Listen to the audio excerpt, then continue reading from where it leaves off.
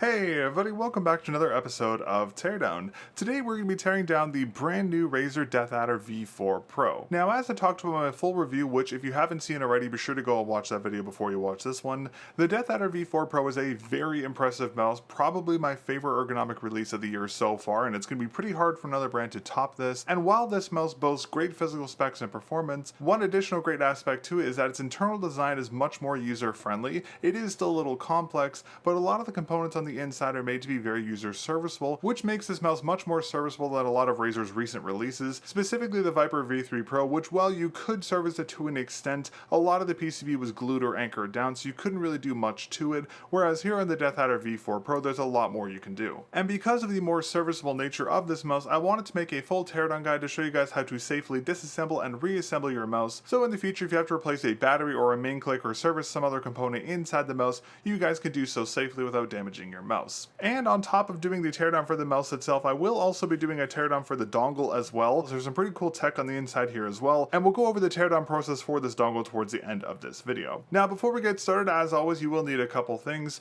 Firstly, having something like a soldering mat to keep your mouse in place and keep track of the components and screws is very helpful. You can also use an ice cube tray to keep track of your screws, but a soldering mat is the better experience. You will also need an electronic screwdriver kit such as the one here, which are sold pretty commonly on Amazon, as some of the screws used here on the Deathadder are the typical Torx type as we've seen on Razer's previous mice, so you will need a Torx bit to get the mouse open, but once you're inside, the remainder of the components are just Phillips head screws, so it's easy to service from there, but again you will need a Torx bit to get the mouse open. And also as a last note, just because the new peg design that Razer uses here to anchor the top and base shells here, having a pry tool to remove them is going to make your teardown very easy, as you can't remove them with a fingernail, so you will need a dedicated pry tool or pry bar to get the mouse open. But once you have all your tools and components, you're ready to go ahead and start your teardown process, so let's go ahead and tear down the RAZER Deathadder V4 Pro and its dongle. Alright, starting off, we're going to go ahead and grab our Torx bit I mentioned earlier. And we're going to go ahead and flip the mouse over. Now you will need to remove both the top and bottom skates here, which can be a little difficult as there are no skate removal ramps, but I mean that's pretty common for Razer mice. So you will need to remove both of these skates, so make sure you have some kind of aftermarket skate to replace the stock ones once you're done your teardown. But with the skates removed, you can remove 5 base axis Torx screws, and there's one here, here, here, here, and here.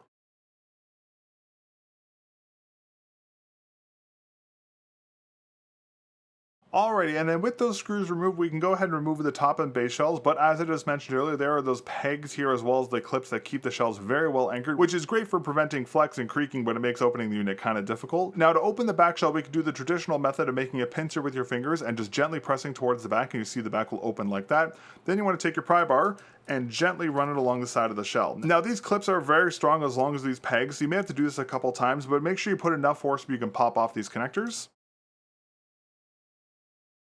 So there's one side, and then we'll do the same thing on the other side. And then here we can see on the bottom, there are those peg-like connectors that make it so hard to disconnect the shell. So again, make sure you put enough pressure to get those off. And then once that's done, we can separate the top and base shells, but again, be very careful as there is a ribbon cable here, which we can disconnect by just gently putting our fingers into here, grabbing from the base and pulling up. And with enough pressure you can separate it. And that is how you disconnect the top and the base shells here for the Deathadder V4 Pro. Now we're going to go ahead and put the base off to the side for now, and let's focus on the top shell first, as this is the more complicated part of this teardown. Alright, now for the base structure here, we can see that it's using a cage-like design very similar to what we saw in the Viper V3 Pro, just with some new changes here, as instead of the 4 anchoring screws on the side here, which there are here, there are 2 additional ones toward the center of the shell, very Vaxi-like as it anchors this cage-like structure to the top of the shell here, so we will need to remove all those before we go forward. So go ahead and swap over to your Phillips heads bit, and you can remove a screw from here, here, here, and here, and then there's also a screw here and a screw here.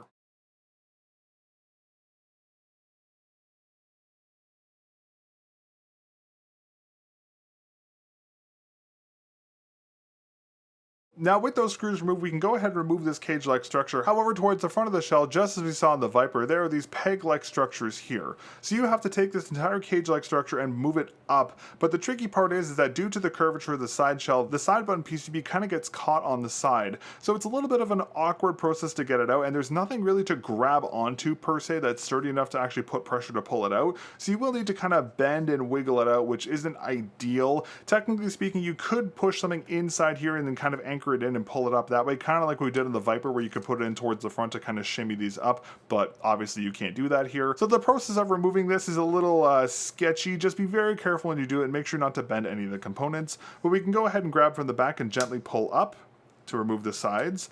And then we can just kind of grab from here and just wiggle upwards as best as we can to remove these. And then you want to pull the side shell out enough where we can get this PCB out, and then we still have to fiddle with this front a little bit more.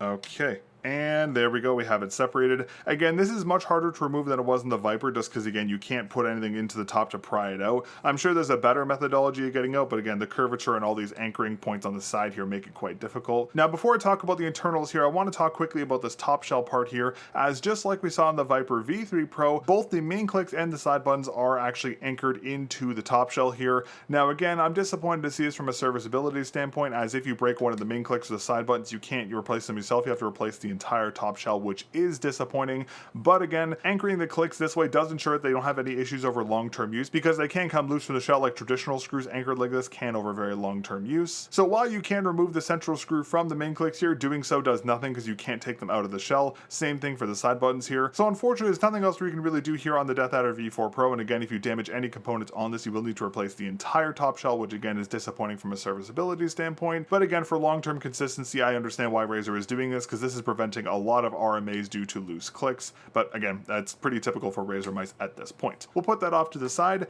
and now we can focus on the central cage-like structure. Now, this structure is again very similar to one we saw in the Viper V3 Pro, with the side buttons on the little PCB here, and then we have the main click PCB here as well. But as I mentioned earlier, this one is much easier to service as you can actually remove it, but you do need to be rather careful in doing so because this ribbon cable is rather fragile, so just be careful when you go ahead with this part. Now, to remove this cable, you can go ahead and see this connector here. You want to take this black piece, and you want to, with your fingernail, flip it up like that into the open position. And then when you have this black piece lifted up, you can go ahead and remove this cable. Now, you can take a screwdriver and put it in and pull it up, but that could damage the cable. So what I recommend doing is taking your finger and just gently pulling on the cable as best as you can with a little bit of surface pressure. Now, this will only get you so far, but with enough playing around with the cable, you should be able to disconnect it, and it comes off just like that. And then with that cable disconnected, we can go ahead and remove this click PCB here by removing a screw from here, here, here, and here.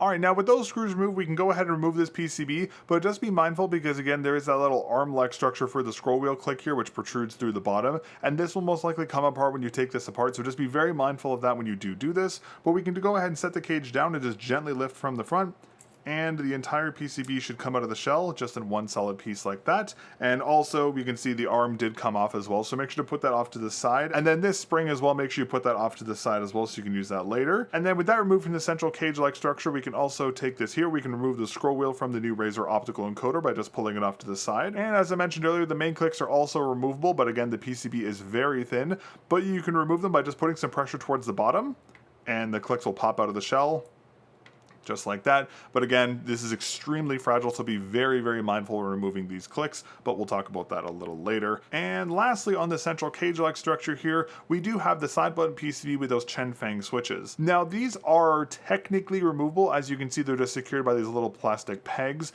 but when I went to remove it, the PCB actually didn't come off. It was anchored down by something else. I'm going to assume this is removable, but I don't have tools to remove it. But regardless, unless you absolutely have to remove this, I would not remove this, as getting this back on is very tricky. And as you can see here, there is the ribbon cable, of course, which connects to the PCB and the click PCB here, and this is very fragile. So I would leave this intact. I would not remove this unless you absolutely have to. All right, now that's pretty much everything for the cage-like structure here. And as I mentioned earlier, again, since the main clicks and the side buttons are anchored to the top shell, we can't remove those either, which again is a little disappointing, but it is what it is for a RAZER product at this point. So that's pretty much everything for the top shell. Let's go ahead and talk about the base shell next. Alright, now for the top shell disassembly here, this is going to be pretty straightforward as it's very similar to the previous Deathadders, and we can start off by removing this JST connector here for the battery, and we can do so by grabbing the sides of this connector, just be careful not to damage the cables, and gently wiggle up to disconnect the cable. And then with that removed, we can go ahead and lay this flat, and on the PCB we'll see there is 1, 2, 3, 4 anchoring screws, so we can go ahead and remove those.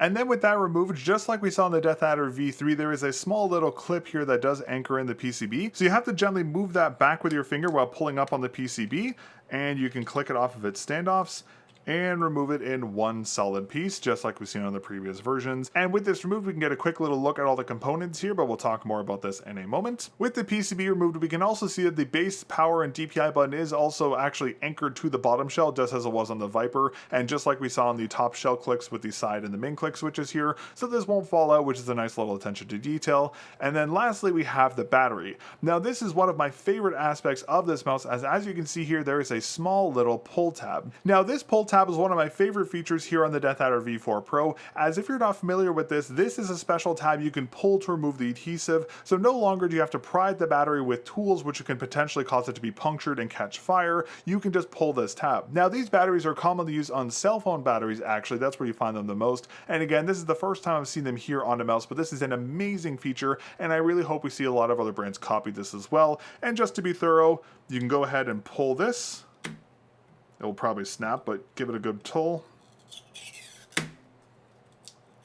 Now, the only problem with these is that they snap a lot of the time, which is very unfortunate, so I may give me a minute, I'll see if I can get this off. Alright, and with a little prying, I was able to get the battery out, because unfortunately this pull tab did not work as intended. Now, normally, if you didn't pull it as fast as I did, you'd be able to pull it out one piece and the battery would just pop right off, but I messed up and I pulled it off too quick. So if you do end up removing the battery, just make sure you pull it slowly, not to repeat the same mistake I made. But regardless, we can see the battery here, which is the same 306 mAh battery size we saw used on the Viper V3 Pro, and I'm just going to go ahead and put this off to the side, and I'll put some more adhesive on this for later. Alright, well, with the battery shoddily removed, because I messed up the pull tab, I mean, it is what it is, that is everything for the base shell here on the Deathadder V4 Pro. I'll put this off to the side for now. Now we can go ahead and talk about the various component specs here on the Deathadder V4 Pro's main boards, and of course its battery.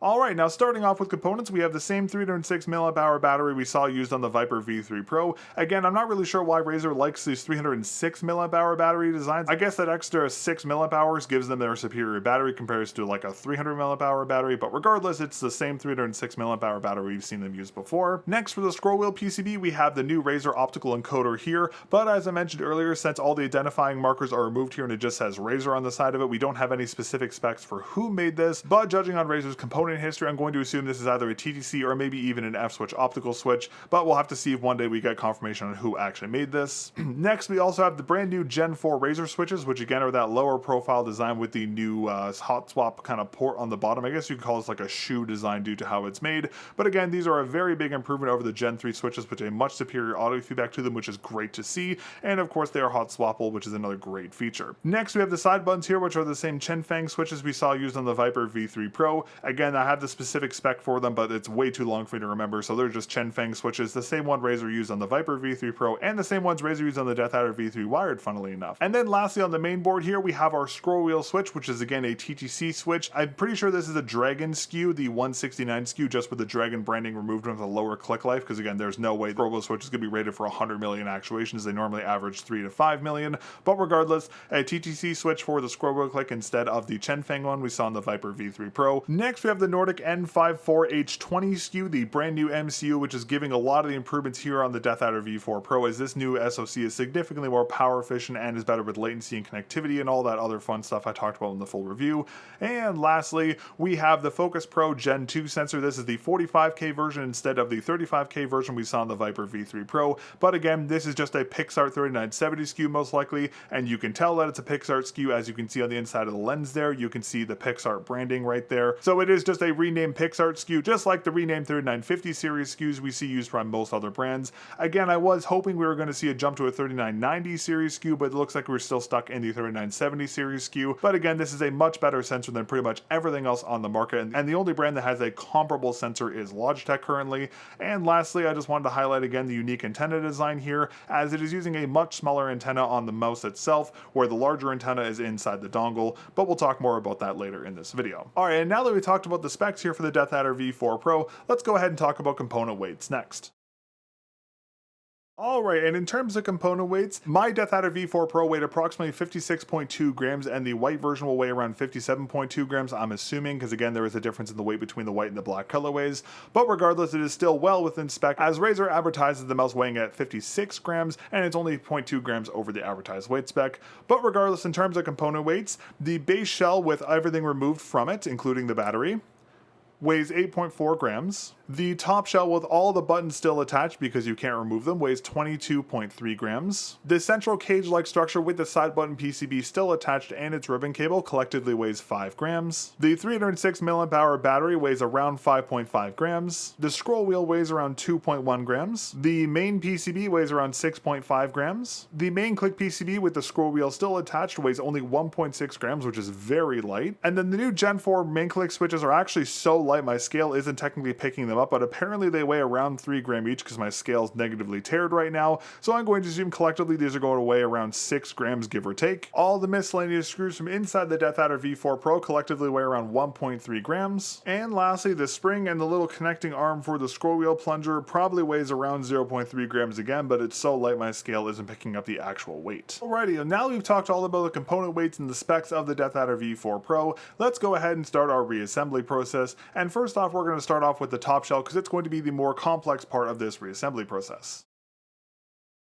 Now the trickiest part about the top shell reassembly is going to be this little ribbon cable here. As you can see, it's very small and very fragile. And we have to get this tiny little ribbon connector into this tiny little threader here, which is rather difficult to do. As you can see, it's a pretty thin slot there. So what we're going to do is we're going to go ahead, we're going to try and pop this cable out as much as we can. So we're going to try and put it out like that so it sticks out a little bit from the top shell, kind of like that. And then we're going to go ahead and dig its connector. We're going to flip it into the open position, and then you're basically just going to line this up and pray you can get it in, because getting it in is a lottery at this point.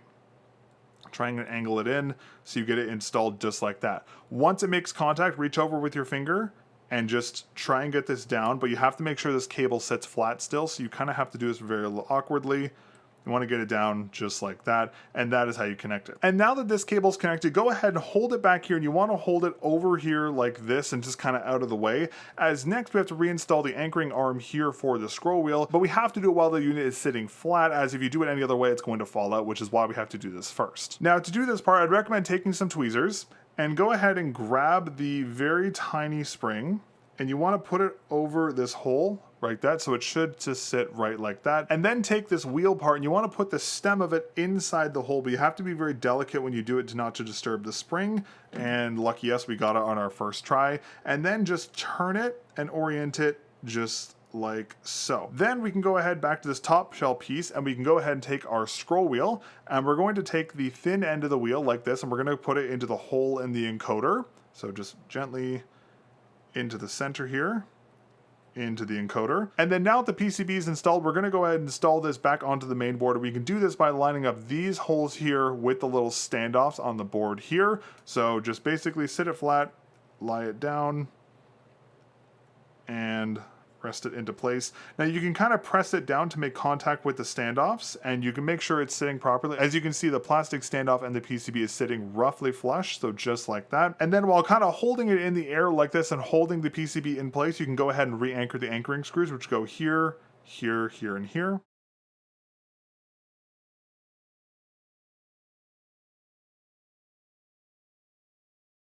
Now, just as a quick note here, just because this top cage is so fragile, make sure you don't over tension these screws, as you could crack the actual pilot holes here. So again, just be very mindful when screwing these into place. And then once the PCB is in place like this, go ahead and check to make sure your scroll wheel is still working, and verify that this little clicking structure is working. And you can see on the bottom, as long as that is functional, you're good to go. So once you verify that's all functional, we're good. And then you can go ahead and take your main clicks here, we can reinstall them. Now the foot design does have a little bit of an angling off to the side here, which does correspond to the siding. So the one that's off to the farther left or right from the front here obviously goes on the left of the mouse. Press it down to make contact, and then we'll do the same thing for the next one. And then just take your finger and just press down on both of them to make sure they're making full contact, just to verify everything is functional before you go forward. Now with this done, we're going to do something a little suspect, I guess you could say, as I'm actually going to recommend you take your main board, reconnect this ribbon cable on the bottom here. So you can just slide it into this connector here. Take the mouse, go plug it into your computer, and verify all your buttons work. So verify your main click still function, verify this still works, and just verify the scroll wheel click works as well. Just verify this switch is still functional. Just be really careful when doing this because this is kind of sus the way you have to do this. But again, if one of these isn't in properly or maybe this cable isn't seated properly, none of the top shell buttons will work. And it's much easier to test that now rather than put the whole thing together and then have to take it all apart again because this isn't sitting properly. So we'll go ahead, connect it to the main board, plug everything in, and make sure everything works. I'm going to go ahead and do that right now. I'm really glad I told you guys to do that because my ribbon cable wasn't in all the way, which is causing this not to work, so I just fixed it off camera. But again, just triple check to make sure everything is working before you put anything else together. And once you've verified everything is functional, you can go ahead and just disconnect this cable by gently pulling it out of this connector. Just like that, we'll put that off to the side. And that is everything here for the top cage-like structure. All right, now that the central cage-like structure is reassembled, now we have to go ahead and re-anchor it into the top shell here, which is a little finicky to say the least, as not only do you have to deal with these little pegs here, because these little standoffs here and here have to go through those.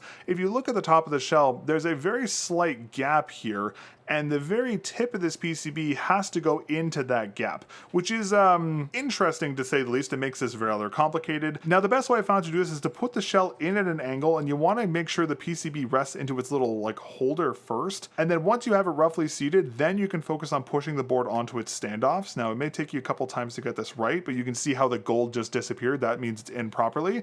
And then once it's in, you can go ahead and push down to get it onto the standoffs. But again, as we saw when we removed this, the side shell's curvature does kind of prevent this from going in. So you have to put it down, pull it out, and then push it down again to get it into place, which again is a little interesting, but regardless, it is what it is. Now, when you put it down, you might notice that some of it isn't sitting completely flat, and that is normal, as you have to press down on the middle here to click it into place. And you may have to put a little bit of pressure on the tops here. There we go. Now with that click, that means everything is in place as it physically clicks into the top shell, and you can verify that it's sitting properly as the side standoffs will be flush with the top shell, just like that. Now once it's reinstalled, just because this is a bit of a interesting or unorthodox way of anchoring this back in, I'd recommend checking all your buttons to make sure they're working. So check your main clicks, check your scroll wheel to make sure it's working, and check your side buttons. If any of these buttons aren't working, it's most likely because this central cage-like structure isn't fully anchored into the top shell or something is misaligned. So go ahead, remove it, and re-anchor it. But I've had pretty good luck with this, and every single time I removed it, I put it back in. Everything's aligned perfectly. So again, just be diligent and verify all the buttons work before you continue to make sure everything is aligned. And once you've verified everything is good to go, we can go ahead and grab our screwdriver and we can re-anchor all the anchoring screws for this top cage-like structure. And again, don't forget the central screws that go in the middle here and here. Now, just a quick note here, these side connectors here, the standoffs for the cage-like structure, are very thin and do strip very easily. So just use the same methodology as done for all the screws as we always do for teardowns. Make sure to only screw them down until you feel a little bit of feedback. Do not over-tension the screws under any circumstances, as you can break these anchoring standoffs for this cage-like structure.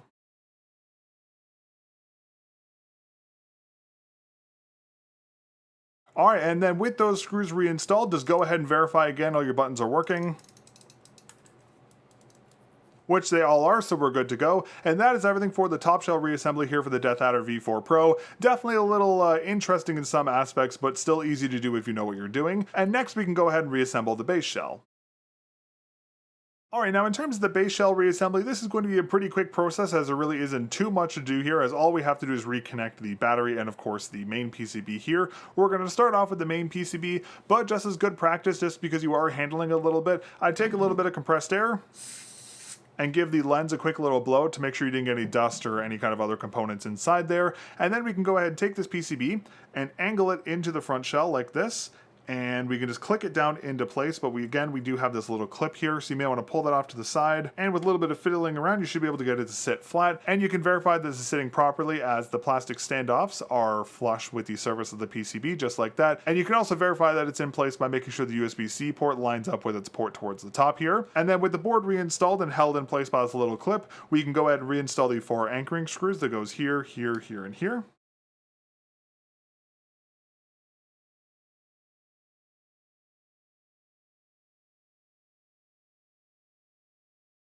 Alright, and then with those screws reinstalled, just because the base of the mouse is a little thin and can warp easily, just make sure that your mouse's base sits completely flat on a flat surface. And if your base does have any warping to them, you may have over-tensioned one of these anchoring screws a little too much, so just untension them and retension them and just make sure your base sits completely flat as it should. Next, we can go ahead and re-anchor the battery. Now, since I removed my battery, I'm going to have to put some adhesive under this, but I'll do that off camera. But if you left your battery in place, it will just sit right here as expected, and you can reconnect it by taking its JST connector, putting it into its little holder there, and just take two of your fingers on the side and click it into place just like that. And then with the battery connected, go ahead and flip your mouse over, turn it on, and connect it to the Hyperspeed dongle, and just verify the mouse is still tracking and make sure it still connects properly. If it's not working, reconnect the battery, and that should fix any kind of issues you have. Now I'm going to go ahead and reapply the adhesive off camera, and I'll be back in a minute. Alrighty, and with a couple pieces of double-sided adhesive, my battery is re-anchored to the base shell here, and it's also reconnected here, and with that, that is everything for the base shell here for the Deathadder V4 Pro, and now we can go ahead and reassemble the top and the base shells. Alright, now connecting the shells is actually quite easy, just as it was in the Viper V3 Pro, and the trickiest part about it is going to be getting this ribbon cable into this connector, but it's actually pretty easy to do so, as what you can do is you can take the shells and kind of hold them together like this, and then very carefully, you want to take this ribbon cable and hold it towards the thicker end of it, and you want to gently feed it into its connector here. Now, just to verify, you want to make sure that the cable is sitting flat like this. You want to see any kind of gold contact points sitting out, so it should be sitting roughly like that. And once it's connected, just before you put the shells together, go ahead and again, turn your mouse on and verify that it's working and this LED indicator is turning on before you put the shells together. If the top shell doesn't turn on for some reason, go ahead and reseed this cable because this probably isn't connected all the way. But once you've verified it's working, go ahead, turn the mouse off, and you can go ahead and reconnect the top and base shells. You want to take it in and put it in at a little bit of an angle here, and you want to have the plastic be roughly flush towards the front when you press down on it, just like it is there. And then you can run your thumb along the sides of the shell to clip on those peg connectors. Just like that, and then run your thumb along the side of the shell to make sure everything made proper contact. Just do a visual check to make sure there's no gaps anywhere. And then you can go ahead and grab your Torx bit we used to remove the base screws in the first place and re-anchor the base screws.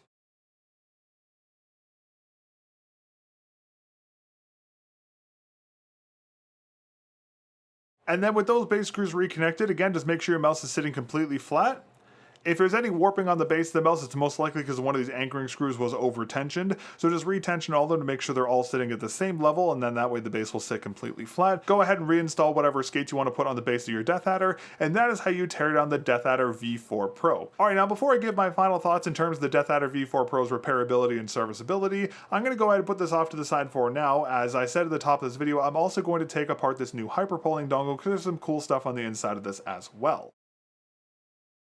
Now, just to be clear here, I do not recommend taking apart the dongle under any circumstances, as it's very easy to damage the components inside here, and if you do so, your dongle is going to die. So I do not recommend taking apart this dongle under any circumstances. I'm just doing this for educational purposes, so please do not take apart this dongle, as it's very easy to break. Now, with that out of the way, to disassemble the dongle, we're going to go ahead and flip the mouse over, and we see this large rubber base here, and we're going to go ahead and just get a fingernail into the side, or maybe even a pry bar. And we're just going to run it along the side here of the mouse to kind of lift up the adhesive a little bit.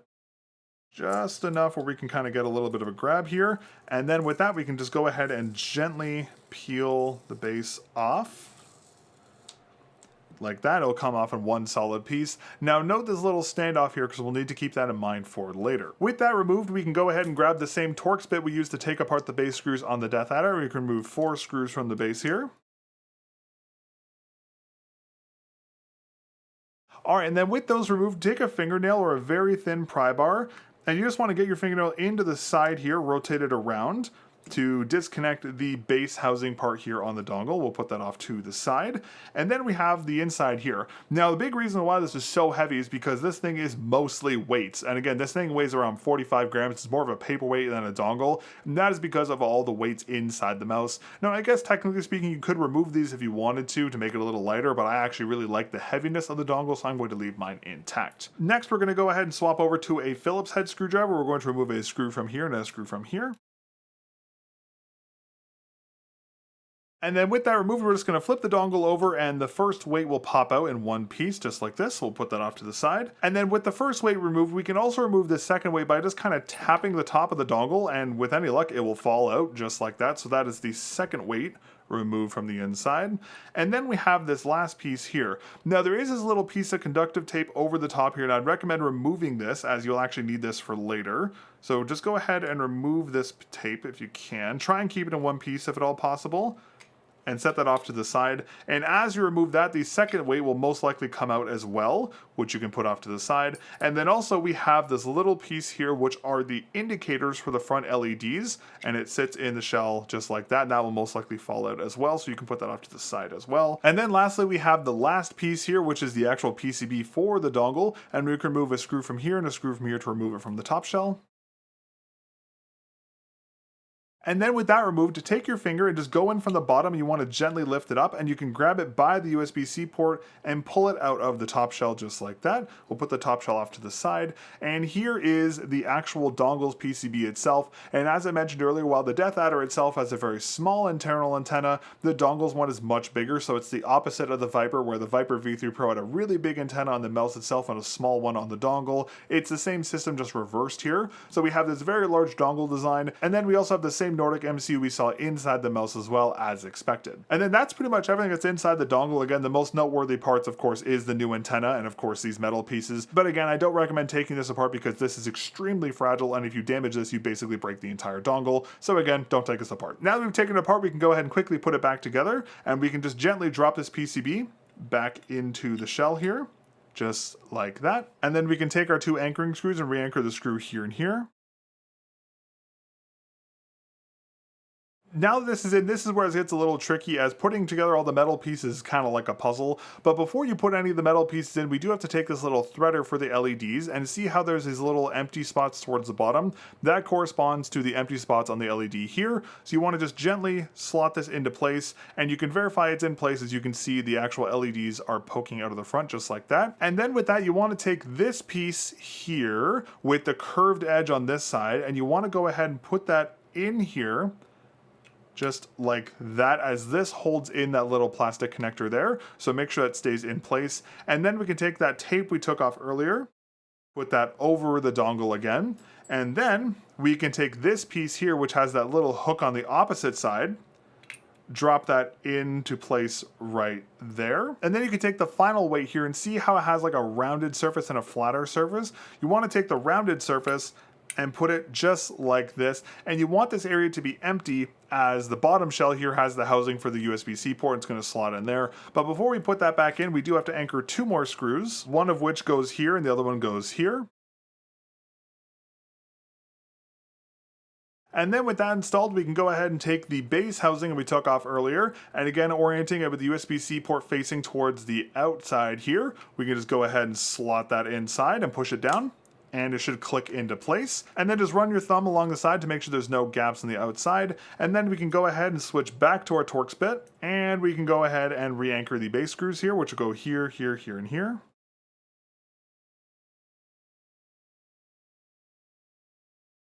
And then with that reassembled, just make sure there's no gaps on the side here again. And then we can go ahead and take the base adhesive, and again, keep note of this little standoff here, as that little rubber standoff has to go in the middle. So just kind of orient it as best as you can into its standoff. And then once it's roughly in place, just go ahead and take your finger and just press it down as best as you can, just kind of re-anchor it. And then with the base rubber reinstalled, that is everything for the new Hyperpolling dongle here. But again, I cannot emphasize this enough. Do not take this apart under any circumstances. It's not worth it. I'm just doing this for educational purposes. Do not take this apart. Take the mouse apart instead, as it's much easier to work on and much less fragile. But with that, that is everything for today's episode of Teardown, focusing on the Deathadder V4 Pro and of course its new Hyperspeed dongle. Overall, again, as I mentioned at the top of this video, the Deathadder V4 Pro is much more serviceable than the Viper and a lot of Razer's more recent releases, which is a great thing to see. Sure, the internal components are still a little complex as expected, but at least it is serviceable, and having the pull tab on the battery to safely remove it is a great feature. Again, I kind of biffed it because I pulled on it too hard, but it will work in normal cases if you don't ream on it. And of course, the main click switches being hot swappable is another great feature. Unfortunately, the main and side buttons are still not user serviceable as they're anchored to the top shell, but again, as we talked about earlier, that ensures long-term consistency for the buttons anchoring, so you do trade off the serviceability for longer durability, which again is kind of 50-50 in my choice, but I understand why Razer is doing it. And overall, just like many other aspects of the Deathadder V4 Pro, I'm very impressed with the repairability and the serviceability here, and if something does fail inside the mouse, specifically the battery, it's going to be pretty easy to service overall, which is great to see. Alright, well with that is everything for today's episode of Teardown. Thank you very much again to Razer for sending over the Deathadder V4 Pro for review. I greatly appreciate it. And of course, thank you very much to our channel members who make videos like this possible. And if you would like to see more Razer products or just more mice in general taken apart here on the channel and want to see more super in-depth reviews like my hour and 12-minute long review of the Deathadder V4 Pro, be sure to leave a like on this video and get subscribed to the channel, and consider becoming a channel member, as that is not only the best way to directly support my efforts here with what I do here on the channel. Members get early access to all upcoming content here on the channel, so if you want to see new episodes of the Melon Review or Teardown before anyone else, consider becoming a channel member today. But that's everything for today. Thanks again for watching my teardown of the RAZER Deathadder V4 Pro, and I'll catch you all in the next episode of Teardown. Peace.